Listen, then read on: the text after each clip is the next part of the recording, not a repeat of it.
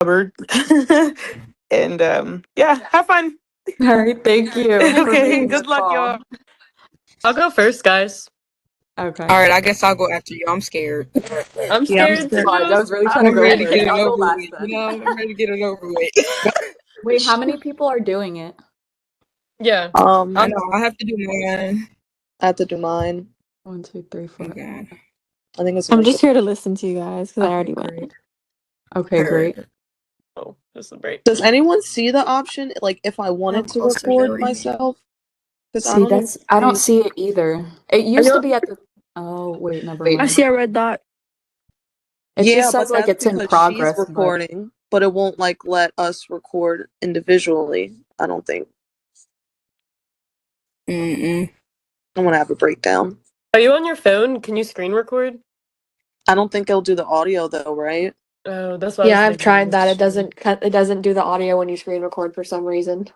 Okay. Well, she's recording it, so we'll all pray. Yeah. Okay. Oh my god, I'm scared. I'm scared. So my speech is about OCD and the stereotypes behind it. So I'm sure you guys have heard of OCD. I don't know how many of you guys are familiar with like what OCD actually is, but I know growing up I used to think it was just about being clean and being neat. Like I would see my mom around the house cleaning and I would tell all my friends that she had OCD. But I learned recently that OCD is actually about hold on, let me actually go into more of the stereotypes. So these are some of the common stereotypes. You probably see a lot of the hand washing on movies and stuff, and a lot of the organization, and you just think they're neat freaks. But so I'm gonna look at my paper.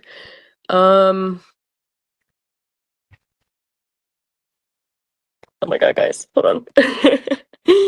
You got this. You got this. No, I just need to like click my thoughts.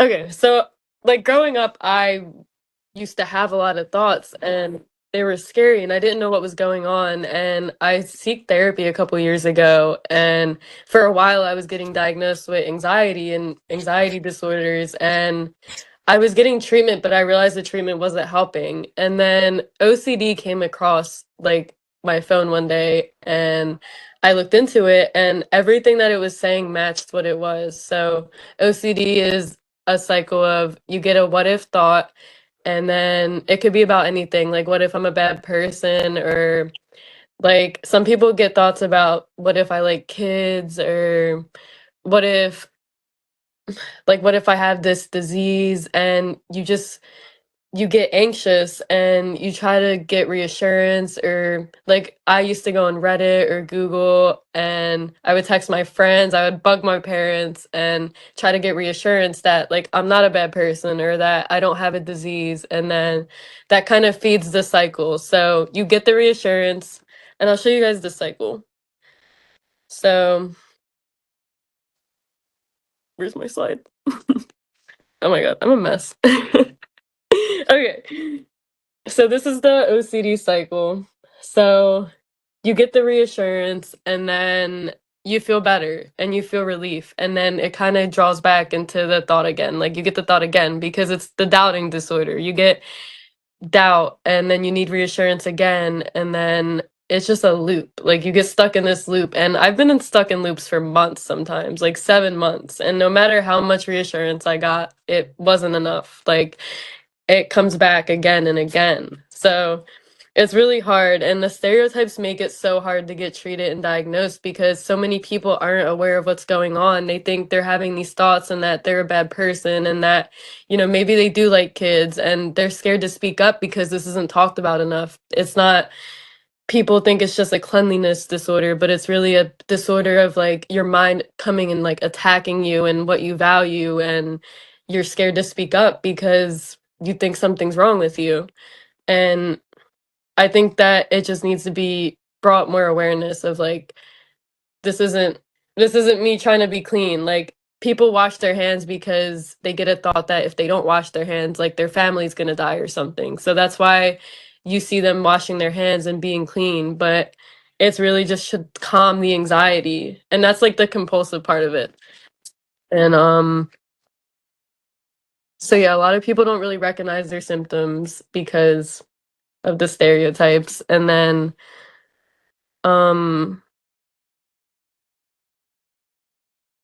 what else? And it also affects the treatment because regular therapy isn't helpful for OCD because a lot of therapists will try to reassure you that like, no, you're not a bad person, but a lot of people with OCD know their thoughts are irrational. Like, I know I'm not a bad person because I like didn't want to hang out with my friend, but like my mind will tell me that. And when I talk to my therapist about it and she tries to logic me into it, like, no, you're not a bad person, like you just have boundaries or something, it makes it so much worse. And that's why treatment, even for me, was so hard for so long because I wasn't aware of what was going on and I thought I just had anxiety and it delayed my treatment. And I feel like it delays other people's treatments too because it's not brought to attention enough that like this is actually a serious thing and it's not about just being organized. So I think that's it. I don't know if I did good, guys, but how many minutes was that? Did that sound like a long enough time? I wasn't You timing. actually What's it called? I feel like It you're was good. like 5. But I started the timer It as was at soon as you least 5 started talking. minutes. How much time was it? It was 4 minutes 55 seconds. Oh, okay. Well, I'll keep going. Does anybody have any questions at all? Like, have any of you guys had anything similar or know anybody that has something similar? Or have you guys seen the stereotype too, where did you guys think OCD was about being clean and neat, or did you have an idea? I feel like, well, I mean, self-diagnosed, but someone with OCD, I can Oh, you definitely have it see too? like it's definitely, well, Mhm. self-diagnosed again, but what's it called? I feel like it definitely makes sense that it's definitely deeper than just staying clean. Especially like when you get older, like you start to notice it's the same type of like behaviors and patterns when it comes to like our decision making or even just our lifestyle period. And again, Yeah. like that goes way further from like just staying clean and whatnot. But as Yeah, far as and questions, no, not really.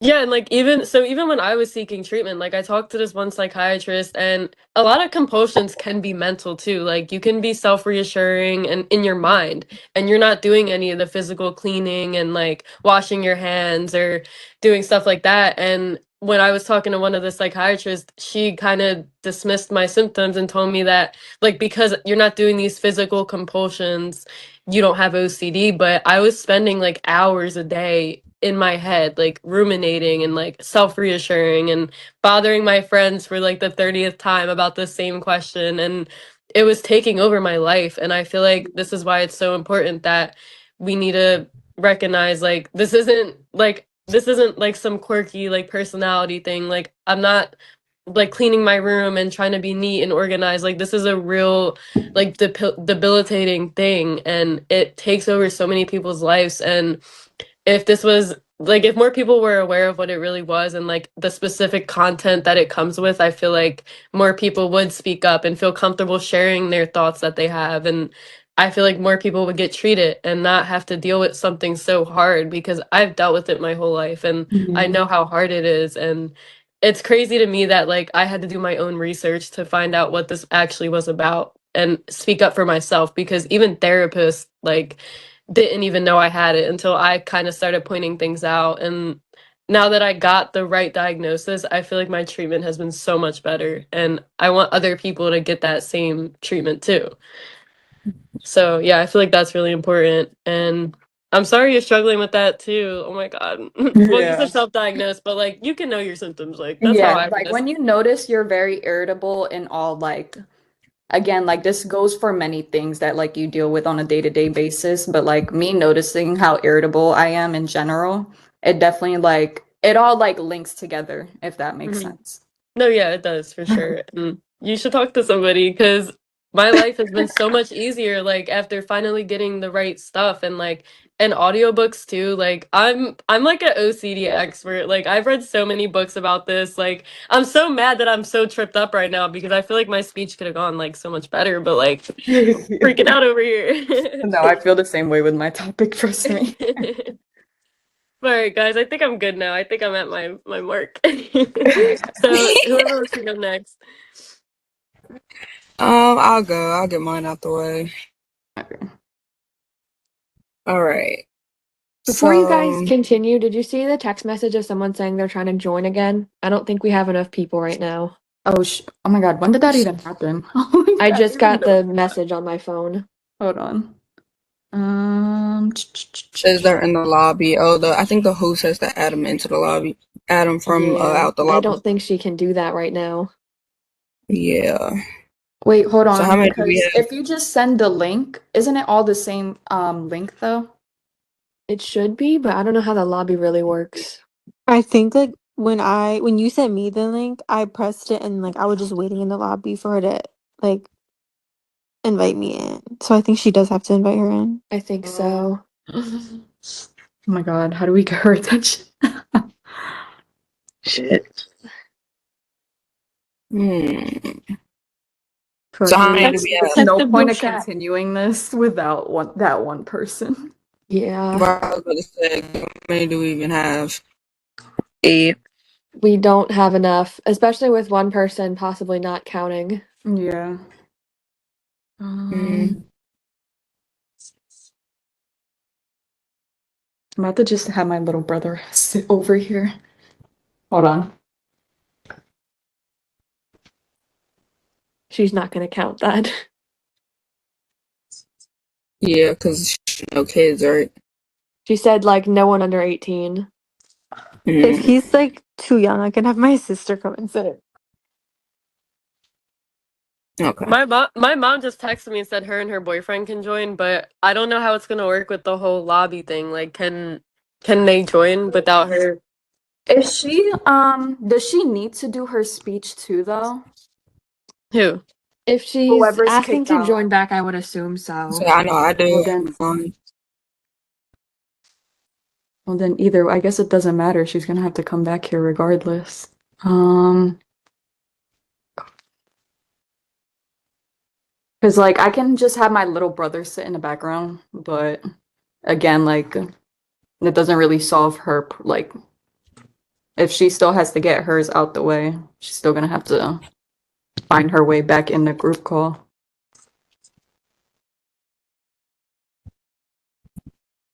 I don't know. It's up to you guys. I mean, we can just get everyone else's out the way, and then I'll just have my brother in here, and then we'll figure that problem out whenever.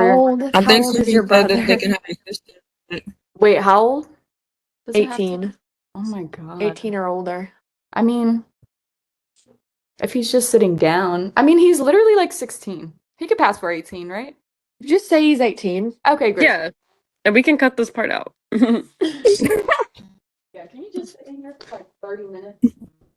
Yeah, like when you guys submit your videos, just make sure you cut that it's just your video. Like your part, so she just watches that. I would also have a backup person. I have to get to work by 5, so I might have to leave relatively soon. I should be good for some people's speeches, but depending on how many. No, yeah, that makes sense. Wait, so did I have enough people when I was in here? You did. When I was I doing think my speech? maybe I they mean? left like midway, but I think you should still be good. Do you think he'll pass? Or should I have him like standing up? Because he is tall. So, I mean, I don't know if she's gonna like think like he looks too As long young. as there is another person, just be like, yeah, it's an adult. That's definitely an Yeah, adult. great. Shush. Okay, great. Okay, great. All right, we can proceed. Whoever wants to go next. All right, I'm gonna go get this over with. All right. So my topic is on birth control. Nearly half of all pregnancies in the United States are technically supposed to be unintended. The statistic alone shows us how important it is for us to actually understand it and know like the actual different types of birth control and the varieties that the methods give us. So birth control altogether is not just about preventing pregnancy. It also goes into how it affects people's health, our finances, our future goals. I chose this topic more so because from a personal aspect and just letting people know like the different information that comes behind birth control because a lot of people don't know or they don't know how it affects the body and how to keep up with it consistently. So my first slide, hopefully everyone can see it, shows the different types. So when we talk about the different types, I personally only know more about the pill, which a lot of people mainly know those two. But for hormonal methods, you have the pill, you have the patch, and you have the shot. They all work by preventing ovulation and making sure that the egg isn't released from the body. Then you have barrier methods, which would be condoms, which is the only thing that is able to protect you against STIs, which is also known as sexually transmitted infections. Third one would be IUDs and implants. IUDs and implants, they're placed inside of your body, but they can last for up to 4 to 6 years, where you don't really have to go back and forth to the doctor to get it checked. So my next slide is going to show you the long-term methods and their effectiveness. So with IUDs and the implants, they're up to 99% effective, making them the most reliable. The pill, patch, and shot, they're about 91 to 93% effective with typical use. This means that they're not always perfect every single time, but it's more in the consistency of how you use it and keeping up with it as far as time frames and stuff like that.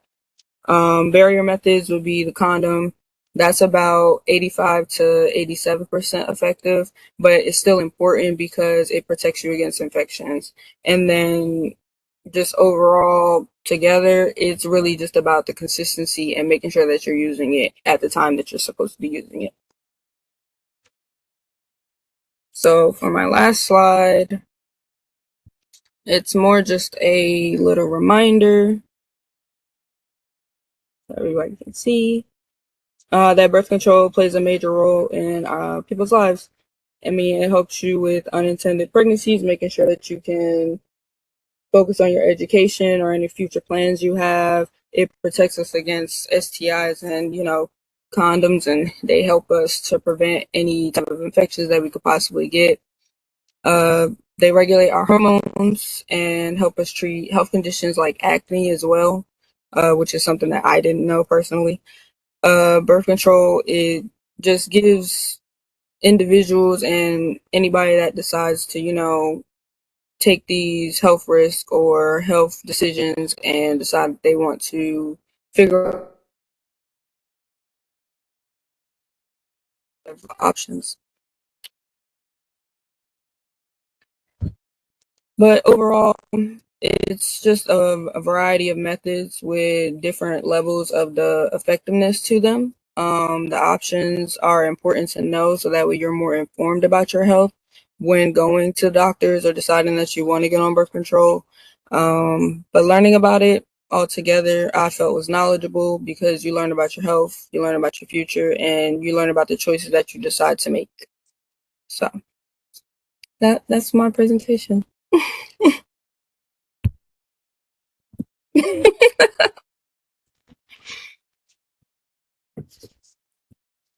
Who's next? Your questions. Okay. I'm sorry. Any questions? I think. You said you didn't. You don't know about the patch. You only know about the pill and the shot. So the pill and Depo were the main things that I decided to try out. I did get knowledge about the patch, but I feel like the patch is, even though it's effective and more in the range of the IUDs and the implants, for like being as far as lasting for 4 to 7 years, I probably just wouldn't do the patch because I wouldn't like that. I don't blame you. I mean, I am a patch. I am a patch user, but I mean, I'm not judging. I was it's just like saying really I easy. wouldn't want You it. just stick it on. You stick it on for a week. You take it off. Mhm. You don't have to take a pill every day. That's my problem. I couldn't remember to take the pill every day, so that's why I take the patch. Because Can I Yeah. ask what your personal issue, like if you have any personal issues, like as far as the patch? like any like side effects or anything like Yeah. that. I would say honestly, for the most part, the patch has given me the least amount of side effects. I feel like I had a lot more when I took the pill, and then I tried Depo, and Depo was just no good for me. But the patch, I Yes. feel like it's been smooth sailing, honestly. Okay. Yeah, Do you gain I know weight or Depo no? did. Yeah, Yeah, Depo made me gain weight, and the pills made me lose weight. Oh yeah. my God. It's crazy. I'm Mm. like the only one that like had the opposite effect for the depot. Like it made me like I don't know if it was just linked to like the mood swings and the depression, which made me like lose weight. But like Yeah. everyone, I literally got on depot for the weight gain and then it did the opposite effect. Yeah, I get that. Um, Anyone else? there's no one else and no one wants to Alright. volunteer. I will go next. Okay, I'm gonna go after you. Okay, great. All right, hold on. Before I get started, how do I show my I said, right, let me run inside and put my computer on the charger so I can be present. hold shift? Wait, what? Wait, hold on. Hold shift to select mode. How do I? Oh my gosh. I'm trying to see how I can pull up my slideshows on here. I think it's like when you press the three dots, there should be a share screen, share content button. Holding shift. But then it doesn't have my actual. Let me see. Do you guys see that? I see something. I see something, but I don't see any like slides yet. Like it Let's says that I'm viewing your screen. see. Percent. Do you guys see something now? No. Oh my Oh, God. you Now stop it's sharing it. on. Yeah, I just see it It's load. fine. Literally, it's fine. I'll just use my iPad. All right. So I have to freaking stand for this. Okay. All right. For my speech, I will be focusing on the psychology behind procrastination, which I think is a very good topic for this assignment specifically. Um, everyone has put off a task at some point in their life, but have you wondered why you or others procrastinate? While some view it as laziness, there might be something else at play. For example, I'll tell myself I'm going to start my homework early, but then somehow I end up scrolling on my phone for way longer than I planned. The whole time I know I have work to do, but I still avoid it. Procrastination is not just about being lazy, but it is a psychological behavior influenced by emotions, brain function, and habits. I'm sure most of you can relate to this, whether it's putting off homework, studying for an assignment, reading a chapter, finishing a project, or anything involving in the workplace. This is something I deal with myself, but I also researched psychology studies to better understand why procrastination happens. To begin, it is important to understand that procrastination is often rooted in emotional avoidance rather than simple laziness. All right. Little buffer for my PowerPoint. For my first point, we are going to be focusing on the procrastination being connected to emotional avoidance. Pretty sure that was reversed for you guys. Was that reversed for you guys, or were you guys able to read that?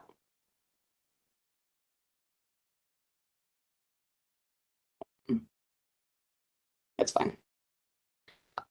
A lot of people think procrastination is mainly a time management problem, but research shows that emotions play a major role. According to a well-known psych, Timothy Pitchell, procrastination has a lot to do with short-term mood repair and emotional regulation. In simpler words, people often procrastinate because they want to feel better right now, even if it creates problems later.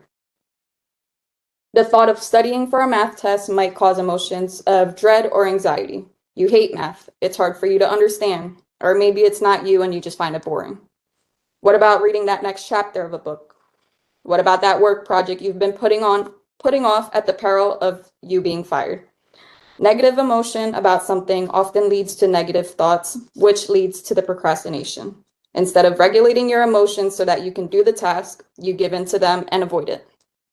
To eradicate the negative emotions, you turn to more pleasurable activities to counter them and bring you back to a more comfortable space emotionally. This is why procrastination can feel like relief in the moment. If a task makes you feel stressed, bored, overwhelmed, your brain will naturally want to move away from that feeling. After a 2024 study with 300 undergrad students, it was found that academic procrastination was connected to cognitive test anxiety, lower subjective well-being, and lower academic performance. So when someone avoids an assignment, it doesn't always mean that they don't care. It's not that. I'm sure we can all relate to that in some way.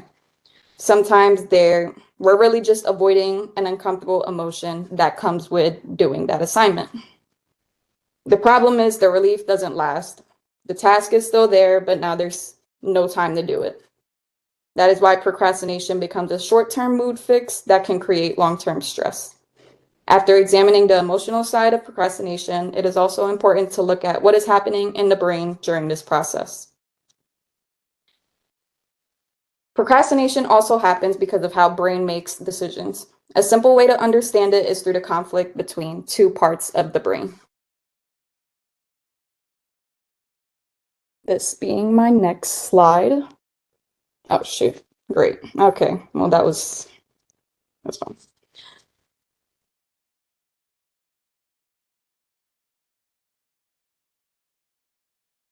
Oh my God, where is that? Okay, great. A simple way to understand it is through the conflict between two parts of the brain. The limbic system is connected to emotions and immediate pleasure. The prefrontal cortex helps with planning, decision-making, and self-control. Ideally, the logical part of the brain would always be in charge, but when we feel stressed, bored, or anxious, the emotional part tends to take over. Research published in scientific reports explain that procrastination may be involved between those two parts of the brain and the interaction between cognitive and emotional brain regions. This helps explain why scrolling on your phone can feel like a better option in the moment. Your brain is choosing that comfort over responsibility. And honestly, procrastination, it does feel good at first. We tend to do it without really thinking of it. You get a break from that pleasure and you feel less stressed for a little while. But again, later it turns to more issues. It tends to end up turning into guilt, panic, or even more pressure now that the deadline is getting closer to those assignments. So procrastination is not just knowing what to do, but most of the time we already know what needs to get done. The harder part is the brain chooses short-term comfort over long-term benefit. Once we understand the brain's role in procrastination, we can better see how behavior can become a repeated habit influenced by our environment. Again, procrastination comes very naturally to everyone. Why does it become a habit even though we acknowledge the procrastination? According to psychologist Wendy Wood, research shows that about 43% of everyday actions are done habitually while people are thinking about something else. That means a lot of what we do each day is automatic. So if someone repeatedly avoids that homework by picking up their phone, that reaction can eventually become a habit, which again, I'm sure we have all dealt with at some point. For example, or actually, never mind. At that point, procrastination is not just one bad decision. It becomes a routine your brain is used to following. Our environment makes this even harder. For instance, phones, social media, notifications, constant entertainment make it very easy to avoid these difficult tasks. A 2024 analysis looked at the relationship between smartphone addiction and procrastination among students. The researchers found that significant positive relationship between the two, meaning higher problematic smartphone use, was linked with more procrastination, which again, I'm sure we all understand that considering we are all students, and I'm sure we've put off assignments at some point. So it is not only about willpower. Our environment is constantly pulling our attention away from what we're supposed to be doing. Over time, this creates a cycle. You procrastinate, you feel better, then you feel stressed later.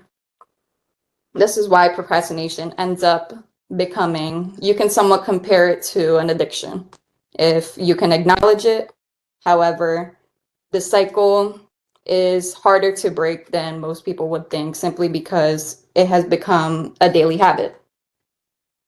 By looking at procrastination through emotions, brain function, and habit formation, it becomes clear that this behavior is more complex than it may seem. In the end, procrastination is more than just putting something off until later. It is a pattern that starts with discomfort, continues through the brain's desire for short-term relief, and can eventually become a habit without us even realizing it. So the next time you catch yourself delaying an assignment, ignoring a deadline, or saying, "I'll do it later," pause for a second and ask yourself what you're really avoiding. And then I just realized I forgot my last slide. So to conclude, to kind of summarize my whole speech. Great. I'm assuming that was 6 minutes. Any questions, comments, concerns? I was gonna say that I really like relate to and agree with the part where you were saying how like procrastinating isn't about like not caring, but it's more about wanting that relief in the moment. Like I feel like I really relate to that because I often will put things off and like forget about it in my mind, and then it will creep back up on me later, and it never really works out for me in the end when it's the assignment is late or I just miss the assignment in general. Like it really does affect your brain and it does become like a bad habit. Yeah. And it's funny because like we'll know that like it has in the back of our minds, that's all we think about, yet as we're actively choosing to do something else. You know what I mean?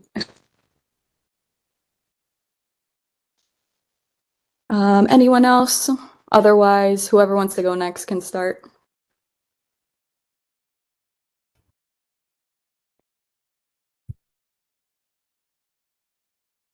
Oh, I was muted. I'm so sorry. Let me just set up so I could stand here and look stupid. Jesus Christ.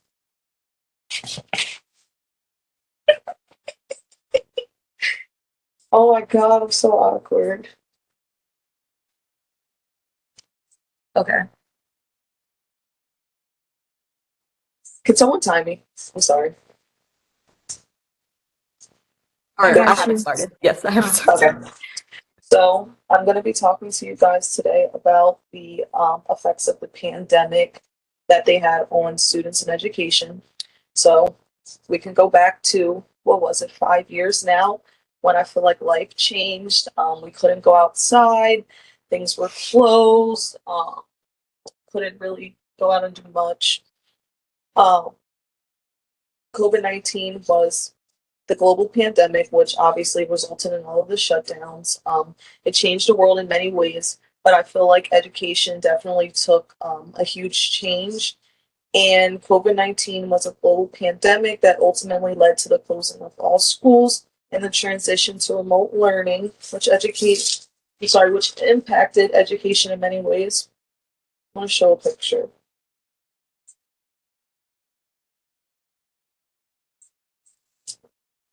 And this is just shit. It says studying COVID's impact on education, and it's just showing different percentages, such as the impacts of our non-cognitive skills, the impact of health and well-being, things of that nature. So the shift to the online learning contributed a huge part to learning loss of all levels of education. According to researchers at Stanford, an estimated that the average student lost 1/3 to a full year's worth of learning in reading and about 3/4 of the year to more in math since schools closed. Schools did ultimately close for a year. They closed around March 2020. That's when COVID was stated as a pandemic. And then I would say, yeah, the following year is when they opened back up schools. Students had to adjust to remote learning as they weren't able to go to school. The remote learning definitely lacks structure. It's not the same as being inside the classroom. You don't have that authority figure, watching you. I feel like the students on their own, they can tend to slack off. It's their responsibility to pay attention. And as you know, at that time, there were probably a lot of different circumstances and things going on. And there was a lot of poor attendance, which also contributed to the learning loss. Some students had to be responsible for their siblings. Their parents may have worked. Teachers struggled taking attendance during this time, as a lot of students were having cameras off, or they would be MIA pretty much. But there were other reasons that students were not present, and that's what I'll talk about next. Students that were from areas of poverty or students that had disabilities were impacted more than I would say the average student. In an article by Dr. Campbell, she stated that families from lower incomes and Black and Hispanic children experience the most learning loss compared to other groups of students. Every student didn't have a computer, every student didn't have internet, especially with a pandemic going on. Some people's parents had to go to work, and if they were laid off, then money could have been a concern, and obviously that wouldn't have went to a computer. There was other things that were going on. And even so, if a family had multiple children, they may have only had one device. So, figuring out who's going to get that device, some students might miss out, things like that. So every absence wasn't necessarily that child's fault. It could have been outside circumstances that they couldn't, really control. And children with special needs and disabilities were greatly impacted by the closings. Is my phone gonna die? Hold on. Jeez.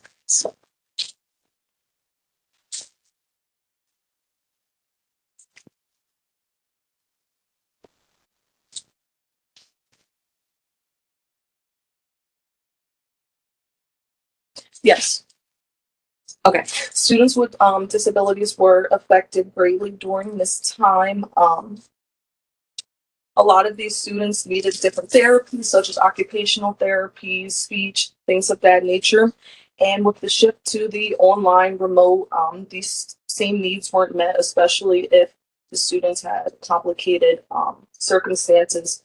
I mean, can't really do too much over a video call. This would have definitely disrupted the routine of these students. This could have caused behavioral problems at home. And while this was going on, the parents of these children with these special needs had to wear many hats. They had to be the educator, the aide, the parent, since a lot of other places were closed that satisfied those needs, especially the school. A lot of the therapies were done in school. So with school being closed, the shift was on the parents, who also had to deal with the effects of the pandemic, loss of job, things of that nature. And I would say that these effects, they definitely, this group of people were affected more. And I feel like this could have contributed to negative mental health effects that they could have experienced. So ultimately the shift to the online caused a huge impact on students for their mental health. With schools closing, most businesses closing, any sports or activities like that, students were very limited in their interactions with other people. They would mostly be inside, and pretty much they were on the screens all the time. And as we know, screen time has nothing but negative side effects. And at this time, like I stated previously, many parents may have been laid off, or they may have been working more hours, especially if they were essential. So this could have definitely created a lot of tension in the house. Definitely if the parents are stressing and then the kids see their parents stressing, and it's just one ever-ending cycle of uncertainty. And I feel like that would definitely contribute to anxiety and depression. I mean, you're in the house all day with your family, and let's just say they are stressed out. Who do you talk to? You can talk to your friend on the phone, but That's not the same as being in person with someone. So, all in all, I would say that the pandemic definitely affected education in many ways.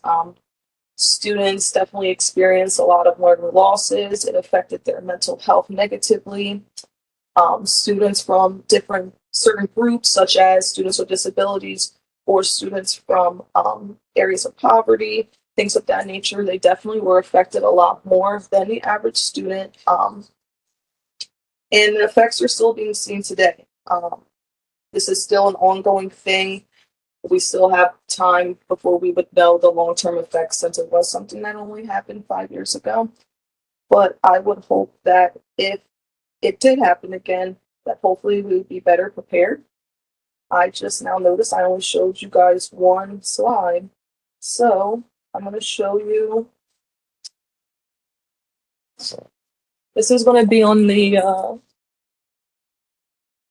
different percentages of parents reporting if their child had depression or anxiety or different symptoms that they may have had, such as social withdrawal, irrational fear, things of that nature.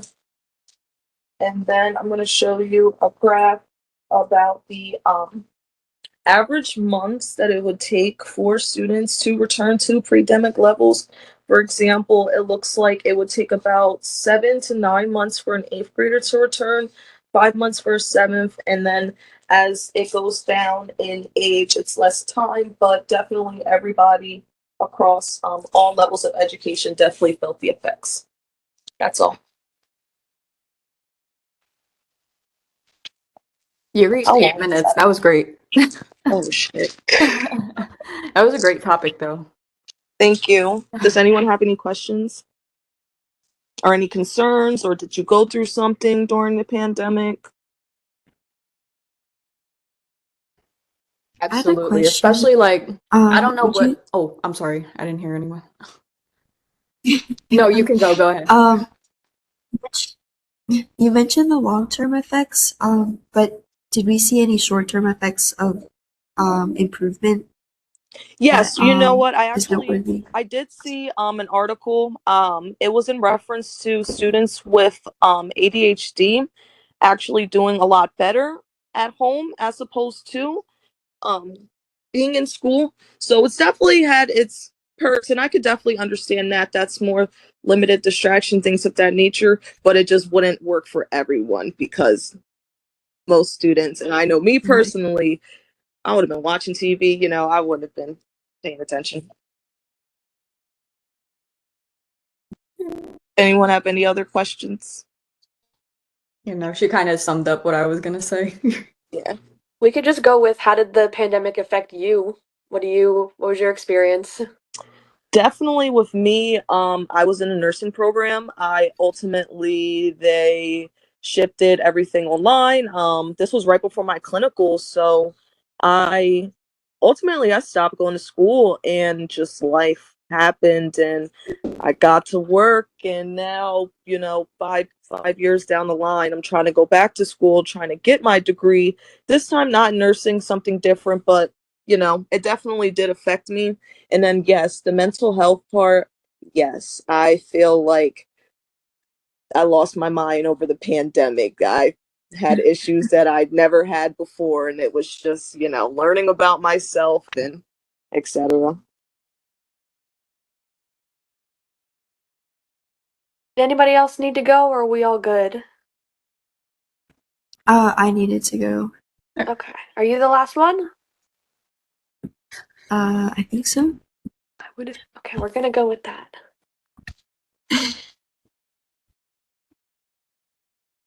Okay, give me 1 second. I'm gonna share my slideshow.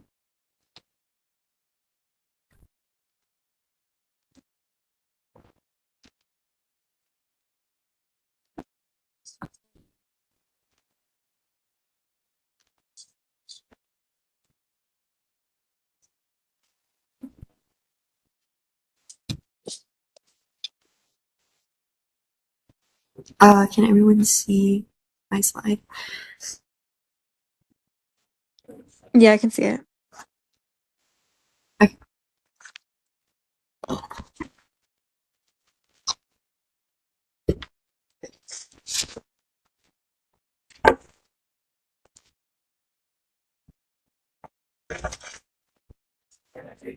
Okay, so hello everyone. I'm going to talk to you a little bit about pollinator gardens, and they're most commonly known as butterfly gardens. You may have heard that before, but they're actually pollinator gardens because they don't attract only butterflies.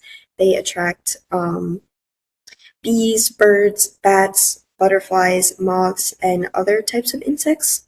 And so pollinators are any animals that move pollen between flowers, and pollination is important because it fertilizes the plant and allows it to produce viable fruit and seeds to continue reproducing. And this is important because many plants that produce goods must be pollinated. So foods, beverages, fibers, and medicines all need to be pollinated by animals. And some examples are apples, blueberries, chocolate, potatoes, vanilla, and tequila. So a lot of things you may not expect are actually pollinated by these pollinator species. And according to the Pollinator Partnership Organization, US bees produce over $40 billion worth of products such as honey. So they're actually important to not only supporting the ecosystem, but our economy as well. And so unfortunately, pollinators are suffering decline in population because of habitat loss. So because of urbanization, and we're building agricultural plots and homes and cities in place of where their resources would usually be.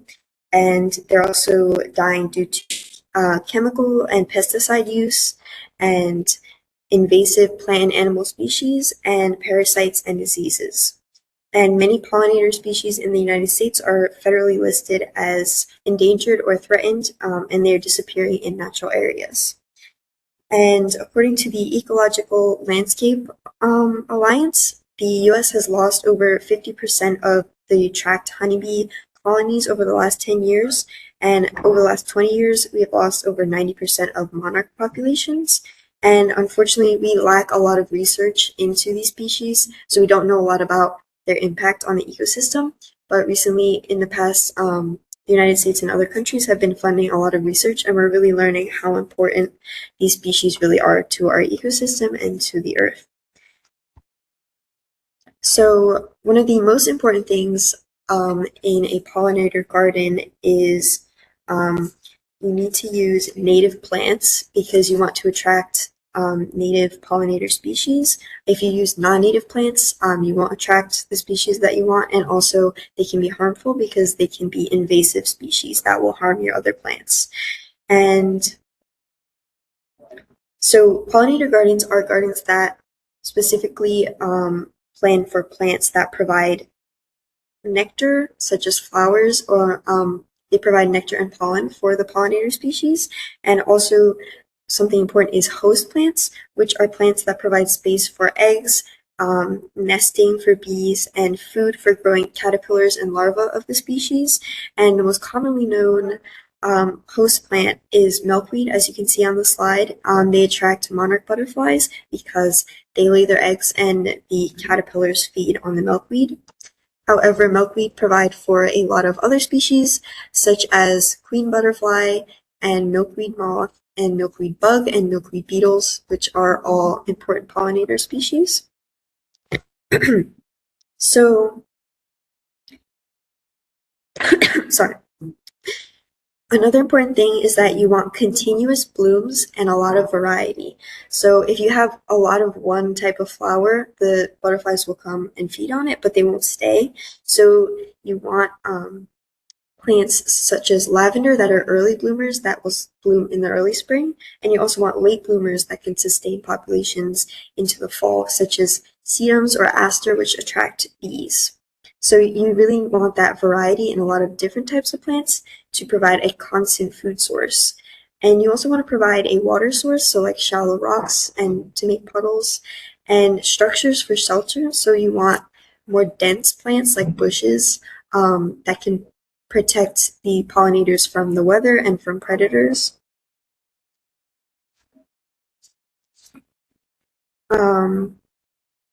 And what are some other ways that we can help the pollinator species? So you can build bee or bird houses, and you can have salt or mineral licks that provide nutrients for the species. And again, providing water sources or for hummingbirds, you want a lot of different shapes of plants. So, like I said, hummingbirds, they prefer bell-shaped and tubular flowers versus the swallowtail, another common butterfly, prefers parsley and dill. And so it's not just flowers, that's what you think of when you think of a garden, but there's actually a lot of different types of plants, even like fruits like tomatoes or like stuff that you can grow and eat. Butterflies actually like that too, and they can lay eggs there. So overall, the purpose of pollinator gardens is to provide pollinators with food, water, shelter, and habitat, especially in urban areas or suburban areas where this is really scarce. And so this ecosystem locally, but also on a large scale, as I said, pollinators help produce a lot of products that we use in everyday life. And gardening can be a hobby for yourself, or it can be a community building and relationship building activity if you have a community garden. And so that's all I have for you today. Did anyone have any questions? That's a very interesting topic. I loved it. Definitely something I would want to maybe do. Thank you. I love butterflies.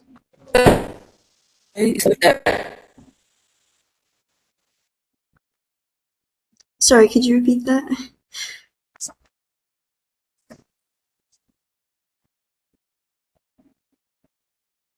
I said so.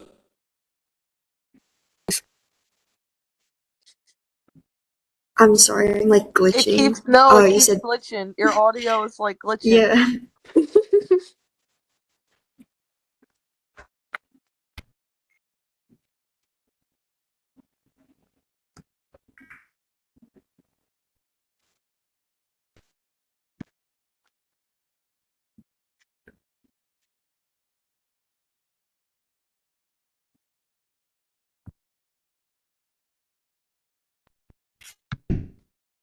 Well, anyways, good job. That was a great topic.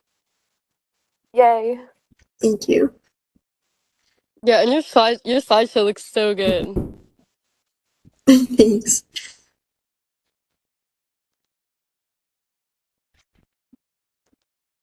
Yeah, it does. Are we all good? Nobody else had to go? No, I think that should be everyone. Okay, how do we tell I think Sin was her name? Yeah. Like that we're done, we don't need to record anymore. Oh shoot. Mm.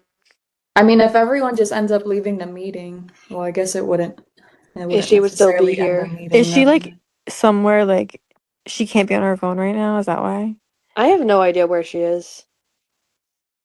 She said she had, oh, I think she's at work. Because she said she was keeping her phone on a cubby. So, like, I literally don't know how.